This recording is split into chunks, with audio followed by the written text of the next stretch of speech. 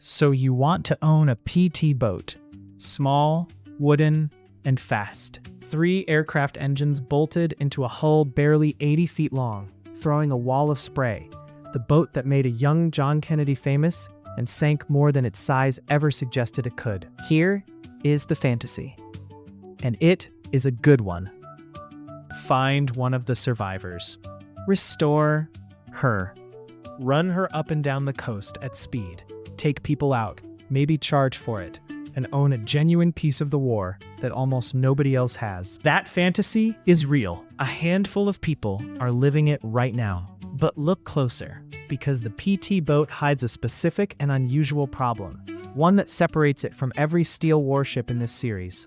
She is made of wood, and wood in salt water is not a material. It is a slowly losing argument. This is the full ledger. How many survive, and why so few? What an original costs against a replica. The engines that drink fuel by the barrel, the wooden hull that needs a shipwright rather than a welder, the charter and film work that can offset the cost, and the reason this boat is one of the most emotionally expensive machines a person can own. Start with how few there are. The buy-in America built these in large numbers during the war. Hundreds of them.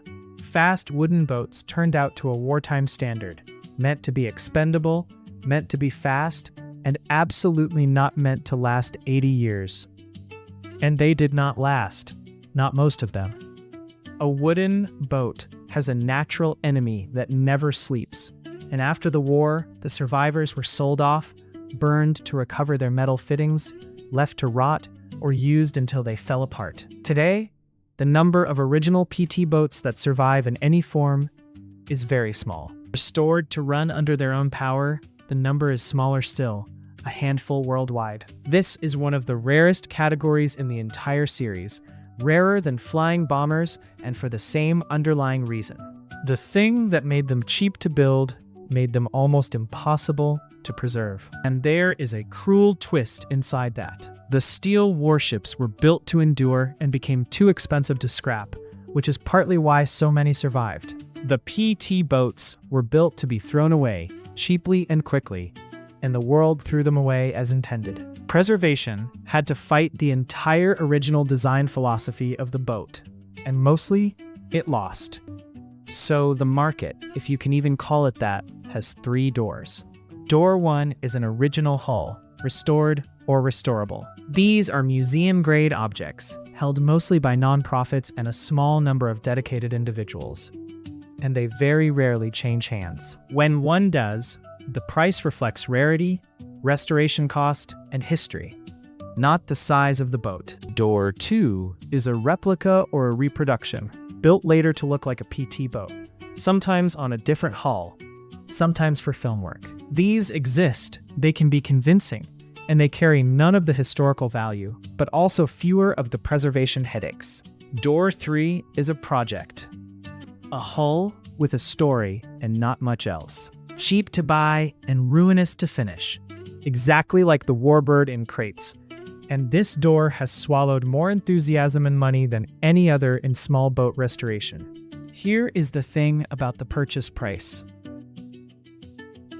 On an original, the number you pay is almost never the number that matters, because a genuine PT boat is a restoration and preservation program wearing the shape of a boat. That buy is the beginning of the spending, not the end of it.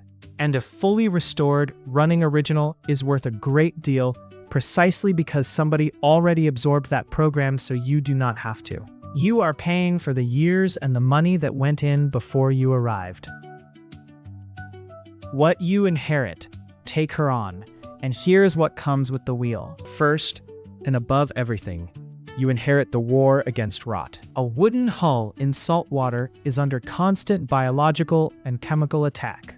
Fresh water trapped in the wrong place rots it from the inside. Marine organisms attack it from the outside. Fastenings corrode and weep and loosen the planking around them. This is not decay you can stop.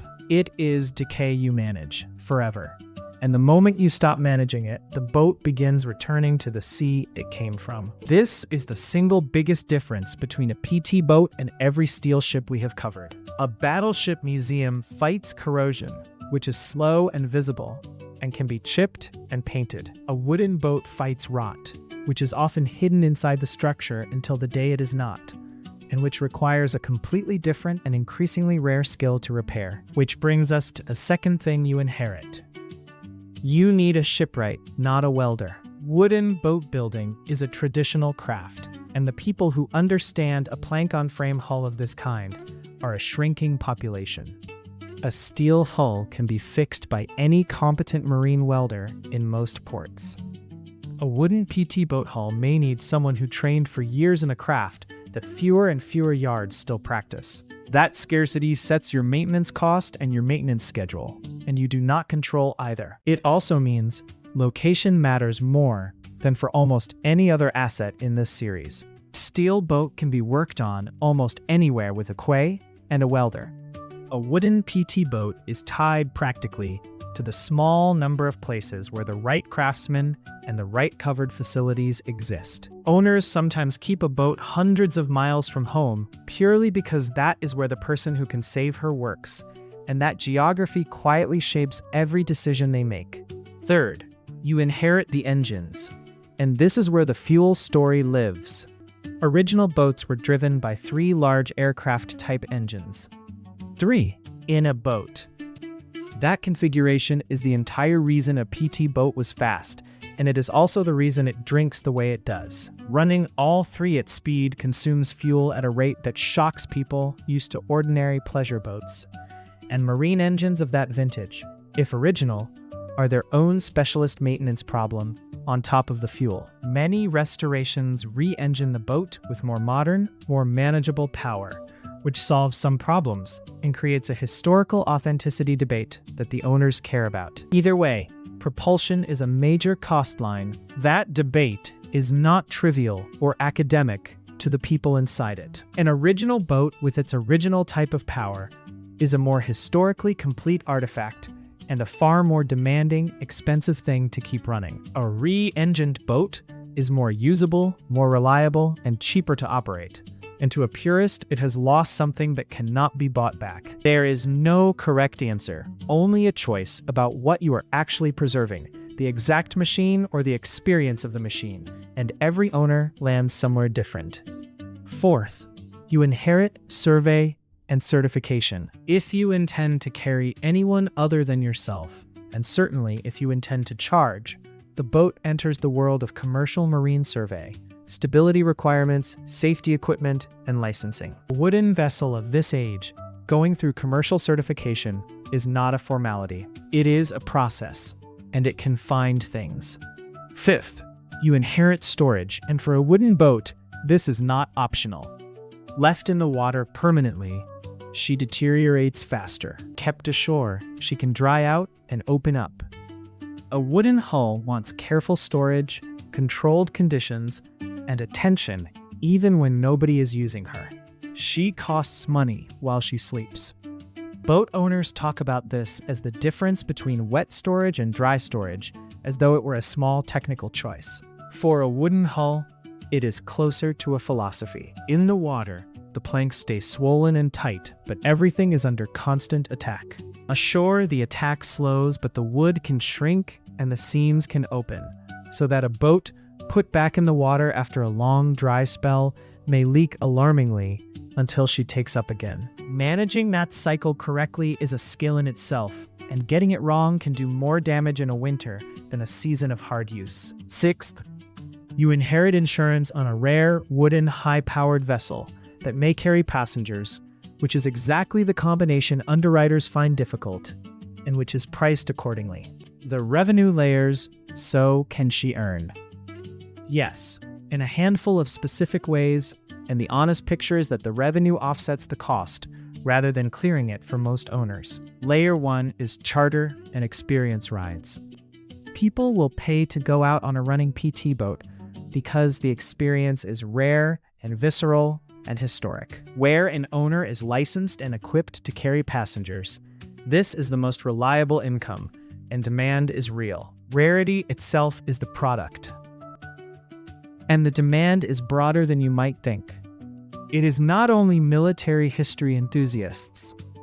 It is people marking an anniversary, families with a grandfather who served on one, film crews, and thrill seekers who want to feel an 80-foot wooden boat get up onto the plane with 3 engines howling. That mix is what makes the charter income more resilient than a single audience would be. Layer 2 is film, television, and media. There are almost no running PT boats, so when a production needs one, the negotiation is not exactly crowded. This is unpredictable and occasional, but it pays well when it lands. And a boat with the right look and documentation is a known quantity to the small world of marine film coordinators. Layer 3 is events and appearances. Maritime festivals, commemorations, air and sea shows, and anniversaries. Some pay appearance fees, some cover costs, and all of them build the profile that supports the charter and film work. Layer 4 is the association and donation model, because many surviving boats are held by nonprofits. Memberships, sponsorships, and donations from people who want the boat to keep running are, for the museum-grade vessels, a genuine and central part of how the running costs get met. The ride passenger buys an afternoon. The donor buys the boat's future, exactly as with the flying bomber. Underneath all of it is the same hard number that governs every restored warbird and every wooden boat on Earth. Listen to that again. The cost of owning a PT boat is not the fuel, and it is not the slip fee, and it is not the insurance, although all of those are real. The cost is that a wooden hull is always quietly trying to fail, and the only thing standing between the boat and the bottom is continuous, skilled, expensive attention. Say that again. You are not maintaining a boat. You are running a permanent, low-level rescue operation against the physical world. And the day the rescue operation pauses is the day the boat starts to lose. That is why so few survive. Not because nobody loved them. Because loving them was not enough.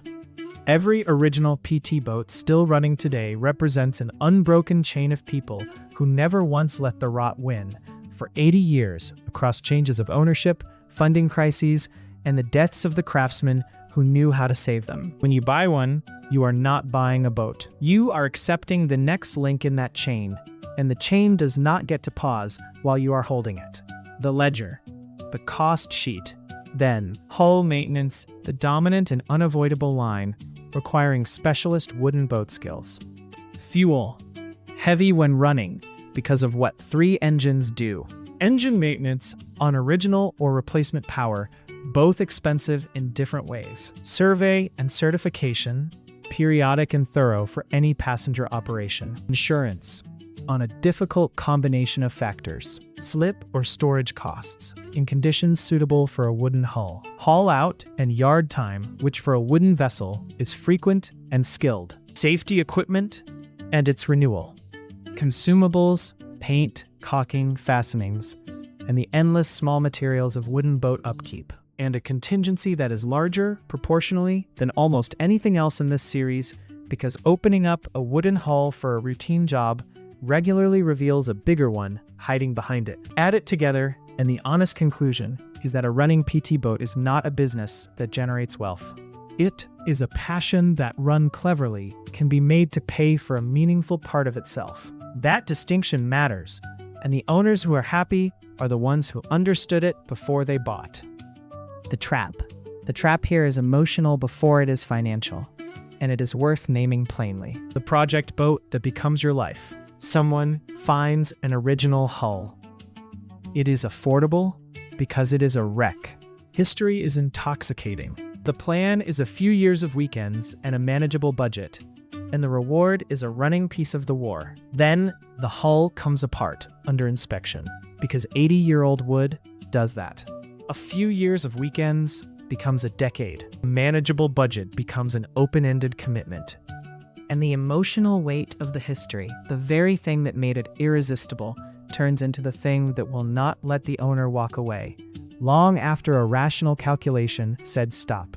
Some of these projects finish and become the beautiful running boats that make the whole thing look possible. Many do not. They sit under tarpaulins in yards and barns, half restored, waiting for a person or a budget that never quite arrives.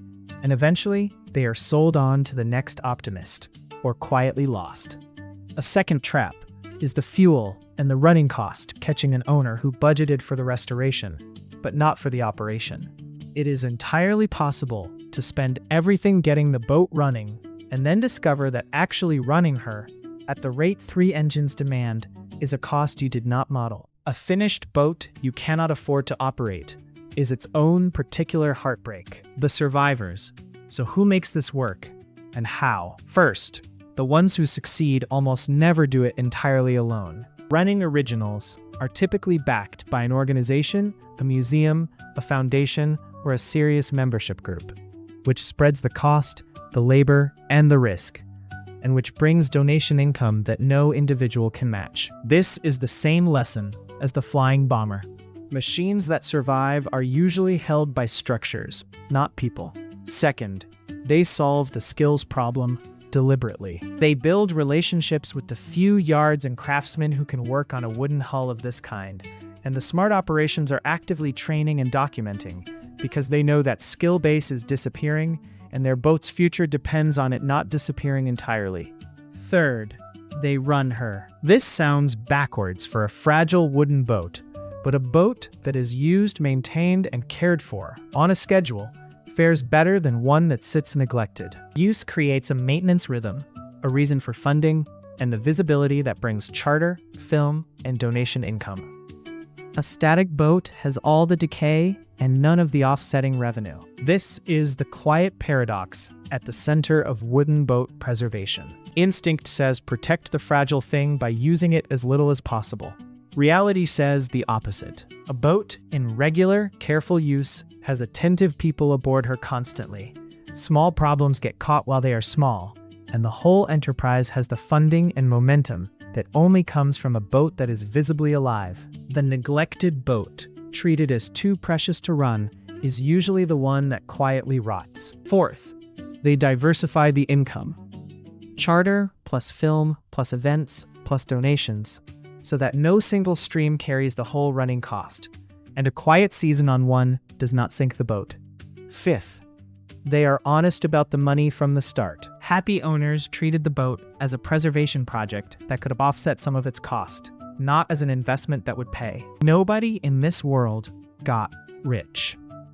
The ones who are content measured success in the boat still running and priced the joy accordingly. The verdict. So, should you own a PT boat? If you want an investment, no, this is not that. And anyone who tells you otherwise is selling something. If you want a running boat to enjoy privately, understand what you are taking on. A wooden, triple-engined, fuel-hungry, rot-prone vessel that needs a craft few people still practice, and that will ask for attention every month for as long as you own her. Some people find exactly that relationship deeply rewarding. Others find it a trap they cannot escape. Know which one you are before you buy. And there is genuinely no shame in deciding it is not for you. Some of the wisest people in this world are the ones who spent an afternoon on somebody else's PT boat, loved every second of it, wrote a check as a donation, and went home to a boat made of fiberglass that does not need saving from itself every winter. Enjoying the thing and owning the thing are two completely different financial propositions, and the first one is available to anybody. If you want to preserve a genuine piece of history and can build or join a structure to carry it, then this is one of the most meaningful things anyone in this series can own. And the small number of people doing it are keeping alive something that would otherwise be gone entirely. Here is the good year. The boat runs beautifully. Charter bookings fill the season. A film production hires her for a week at a strong rate. The annual haul-out finds nothing serious. Donations come in from people who saw her at a festival. The revenue covers a real share of the running cost. The boat is admired everywhere she goes, and a few thousand people touch a piece of the war they will never forget. Now, the bad year. The haul-out opens a section of hull and finds rot running further than anyone expected. The shipwright who knows the boat is booked 18 months out. The engine needs work at the same time. A wet season kills the charter calendar. insurance rises, and the boat sits in a shed, consuming money and expertise, earning nothing, while the one craftsman who can save this particular problem finishes somebody else's job first. Same boat. What separates them is the hull survey and the calendar of the few people who can work on her. That second factor is one almost nobody models before buying. You can budget for materials, for fuel, for a slip, for insurance. You cannot easily budget for the fact that the one craftsman in your region who truly understands this hull might be a year and a half deep in other commitments when your emergency arrives. In most industries, you solved a scheduling problem with money. In this one, sometimes the money simply cannot buy the time because the person does not exist in sufficient number to be bought. Thesis close. Every steel machine in this series is fighting rust, and rust is slow, and rust can wait. A wooden boat is fighting rot, and rot does not wait, and rot hides. Steel warships can be neglected for years and still be saved. 50 years underwater, the submarine episode showed us, and there is still something to recover. A wooden PT boat neglected for even a few seasons is often gone past saving.